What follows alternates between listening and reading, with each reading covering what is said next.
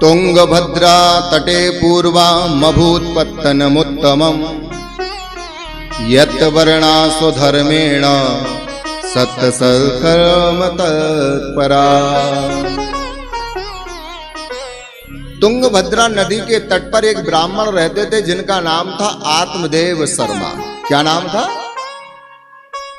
थोड़ा जोर से बोलो ना।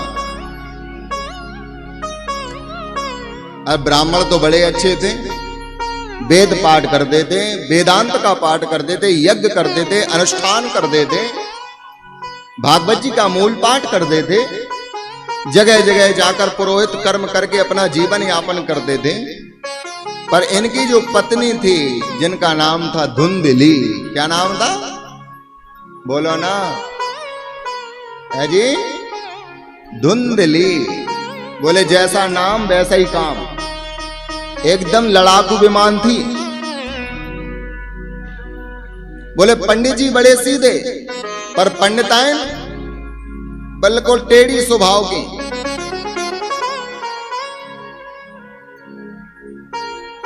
बोले कभी कभी पंडित जी ना भी लड़े तब भी पंडिताएं लड़ने लग जाएं, और पंडित जी ना लड़े तो मोहल्ले वालों से लड़ने लग जाए।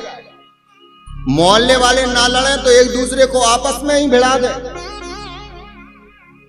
बड़ी झगड़ालू स्वभाव की स्त्री। आओ देख लो, मैया को देख लो, देखो देखो। कोई आ जाए तो उन्हें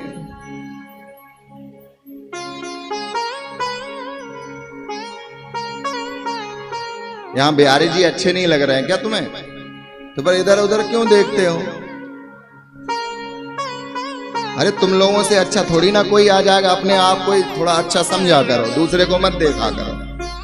बोलना पड़ेगा, थोड़ा पीछे वालों को भी बोलना पड़ेगा। बोले धुंधली का काम था इसकी चुगली इसके घर और उसकी चुगली उसके घर। बोले जब तक चुगली ना करे जब तक भोजन नहीं पचता था धुंधली का। कुछ माताओं का भी स्वभाव कुछ ऐसा ही होता है। अत्यंत क्रोध वाली स्त्री नरक जाने के कुछ लक्षण हैं। बोले ज्यादा जो क्रोध करता है वो नरक चला जाता है। बोले जो अपने परिवार से बैर करता है वो नरक चला जाता है। किसी में ऐसे गुण दिखाई दे तो समझ जाना ये स्वर्ग नहीं जाएगा, ये नरक ही जाएगा। कटु वाणी। बोले जो बात बात पर एकदम अच्छा नहीं बोलता हो, मीठा नहीं बोलता हो, कटु बोलता हो, ऐसा व्यक्ति या स्त्री या पुरुष वो नरक जाने वाला। नीच प्रसंगा। बोले नीचों का जो संग करता हो समझ जाना ये नरक जाएगा। और अपने परिवार को छोड़कर दूसरे परिवार में घुसा जाता है, बोले ऐसा व्यक्ति भी नरक जाता है। बोले अपना परिवार, अपने माताजी, अपने पिताजी, अपने भाई, अपने बहन अच्छे नहीं लगते। बोले दूसरे के भाई, दूसरे की बहन, दूसरे का सब अच्छा लगता है। अपने परिवार से बनती नहीं और दूसरों के यहां घुसे चले जाते हैं, बोले वो भी नरक जाते हैं। बोले ऐसे ही स्वभाव की ये धुंधली थी। कौन थी? बोलो ना। आप लोगों में से भैया देख लेना कहीं धुंधली से गुण मिल रहे हो तो थोड़ा कम कर देना। हाँ, तो कई लोग ना बड़े उल्टे चलते हैं, वो सीधा काम नहीं करते। ऐसी ये धुंधली है, कभी सीधा काम नहीं करती, हमेशा उल्टी चलती है। बोलना पड़ेगा, थोड़ा जोर से बोलना पड़ेगा।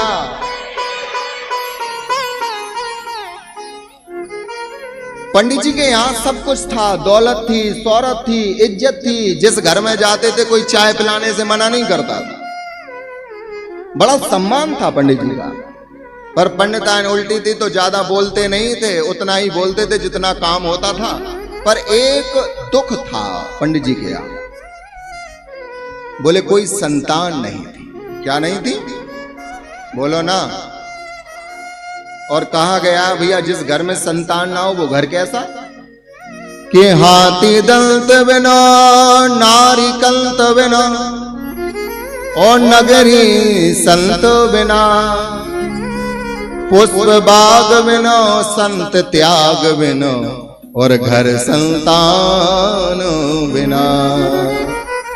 बोले जिस हाथी के दांत नहीं होते वो हाथी शोभा नहीं देता, जिस नारी का पति ना हो वो नारी शोभायमान नहीं होती, जिस बगीचे में पुष्प ना हो वो बगीचा कैसा, जिस नगरी में कोई संत ना हो ब्राह्मण ना हो वो नगरी कैसी, जिस संत के अंदर त्याग ना हो वो संत कैसा। और कहा गया भैया जिस घर में संतान ना हो वो घर कैसा। आत्मदेव ब्राह्मण बड़े दुखी थे, इसलिए आत्मदेव ब्राह्मण दुखी थे। क्यों दुखी थे? कोई संतान नहीं। क्या नहीं थी? बोलो ना।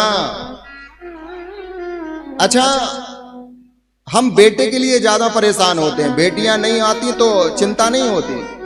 बोले सबसे ज्यादा बस एक बेटा हो जाए, बेटा हो जाए, बेटा हो जाए। 4 बेटियों की बाप की चिंता जिंदगी बहुत अधूरी है। बेटी हो या ना हो पर बेटा बहुत जरूरी है। किसी के 2-3 बेटियां आ जाएं, 4 बेटियां आ जाएं तो माँ बाप परेशान हो जाते हैं। बोले ऐसा लगता है कि हमारी कर्म फूट गए कि सारी बेटियां हमारी खाते में। पर वो भूल जाते हैं भैया, क्योंकि बेटियां तो लक्ष्मी का अवतार होती हैं। बोले जितनी आ रही सब लक्ष्मी आ रही और सब अपना भाग लेकर आती हैं। याद रखना, सब अपनी अपनी व्यवस्था से आती हैं ऊपर से। तुम्हें परेशान होने की आवश्यकता नहीं है। समय आएगा, समय पे सब चीजें हो जाएंगी। अपना कर्म करते रहो। 4 बेटियों की बाप की चिंता जिंदगी बहुत अधूरी है। बेटी हो या ना हो पर बेटा बहुत जरूरी है। बेटे की चिंता में क्यों इतनी फरियाद करते हो? अरे ये तो बताओ अपने माँ बाप को तुम कितना याद करते हो भैया। आत्मदेव ब्राह्मण को इतनी गिलानी हुई कि कोई संतान नहीं है तो वन चले गए और वन में जाकर बैठे हुए थे, सोच रहे थे कि मैं अपने प्राणों को ही त्याग दूंगा। एक यति महाराज आए और यति महाराज के चरणों में प्रणाम किया। बोले मुझे लग रहा है कि हे ब्राह्मण तुम भगवान के लिए रो रहे हो। बोले नहीं, मैं भगवान के लिए नहीं रो रहा हूं, मैं बेटे के लिए रो रहा हूं, मुझे बेटा चाहिए। बोले तुम जैसा ज्ञानी महात्मा ब्राह्मण इतना ज्ञान होते हुए बेटे के लिए रो रहे हो? अरे बेटे से आज तक किसको सुख मिला है बताओ? इसलिए कहा कि संतान के द्वारा किसी को सुख नहीं मिला है। आत्मदेव विवेक का आश्रय लो और भगवान का जाकर भजन करो। पर आत्मदेव ब्राह्मण तो चरणों में गिर गए। बोले मुझे तो संतान ही चाहिए, मुझे और कुछ नहीं चाहिए। एक फल दिया और कहा कि जाओ अपने पत्नी को खिला देना, और यदि सत्यम शौचम दया शांति सारे नियमों से यदि तुम्हारी पत्नी ने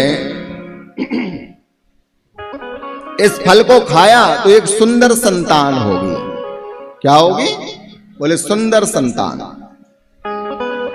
पर भैया धुंधली कहां पंडित जी की सुनने वाली थी। पंडित जी ने जैसे ही चिल्लाया, हाँ पंडिताएं सुनती हो, अजी सुनती हो। पंडिताएं दौड़ी दौड़ी आई। बोले क्यों चिल्ला रहे हो गला फाड़ के इतना? बोले देखो मैं फल लेके आया हूं। क्या लेके आया हूं? बोले हमारे यहां फलों की कोई कमी थी जो एक और उठा लाए। अरे कोई फलों की कमी थी जो तुम एक और फल लेके आ गए? अरे बोले ऐसा वैसा फल नहीं है, महात्मा के द्वारा दिया हुआ प्रसाद है और इसके खाने से संतान की प्राप्ति होगी। बोले देखो तुम्हें किसी ने पागल बना दिया है क्या? फल खाने से कोई संतान की प्राप्ति होती है? पर सोचा कि हमारे पतिदेव तो मूर्खी हैं, इन्हें जाने दो, कह दो इनसे कि खा लेंगे। और पतिदेव तो चले गए। बोले चिंता मत करो, नहा धो के हम खा लेंगे, जाओ तुम। अपनी बहन को समाचार पहुंचाया कि हमारे पतिदेव एक फल लेके आए, कह रहे हैं कि इसको खा लो संतान हो जाएगी। आप ही बताओ क्या फल खाने से संतान होगी? बोले बहन ये बाबा बैरागियों के चक्कर में मत पड़ना। अरे ये तो कुछ भी करा देते हैं। अरे तू चिंता मत कर, मेरे 12 बेटे हो गए, एक और होने वाला है। मेरे यहां धन की कमी है, तेरे यहां पुत्र की कमी है, तू मुझे धन दे देना, हम तुझे पुत्र दे देंगे। और ऐसा ही किया, पंडित जी को पागल बनाती रही और ड्रामे करती रही धुंधली। समय बीता, पंडित जी यज्ञ करने गए थे, समाचार पहुंचा दिया कि तुम्हारे यहां संतान की प्राप्ति हुई है। पंडित जी दौड़े दौड़े चले आए, भैया बैंड बाजा बजाए गए, खूब उत्सव मनाया गया कि बेटा हुआ है, बेटा हुआ है। पर वो फल किसको खिला दिया था? गाय को। परीक्षा लेने के लिए गाय को खिलाया था। 3 महीने के बाद गाय के भी एक सुंदर बालक ने जन्म लिया। बोले उसके कान गऊ के समान थे और बाकी पूरा देह मानव का था। नामकरण संस्कार हुआ, एक का नाम धुंधकारी रखा और दूसरे का नाम गोकर्ण रखा। बोलो गोकर्ण जी महाराज की जय। डिले थोड़ा कम कर दो भैया, डिले कम कर। समय बीता, एक कुख्यात हुआ, दूसरा विख्यात हुआ। कियत कालेन तो जातो तरणो तनया भुवो गोकर्णा पंडितो ज्ञानी धुंधकारी महाकला। बोले भैया एक तो विख्यात हुआ, दूसरा कुख्यात हुआ। बोले गोकर्ण जी महाराज तो बड़े ज्ञानी थे, तो विख्यात हुए कि बड़े ज्ञानी हैं, पर ये धुंधकारी कुख्यात हो गया। बोले किसी का सम्मान नहीं करता, किसी से अच्छे से बात नहीं करता, छोटे छोटे बच्चों को ले जाकर कुएं में फेंक देता है। कोई अंधा व्यक्ति यदि रास्ता मांगे ना तो उसको ढकेल कर कुएं में धक्का दे देता है। जुआ खेलता, मदरा का पान करता, दुष्टों का संग करता।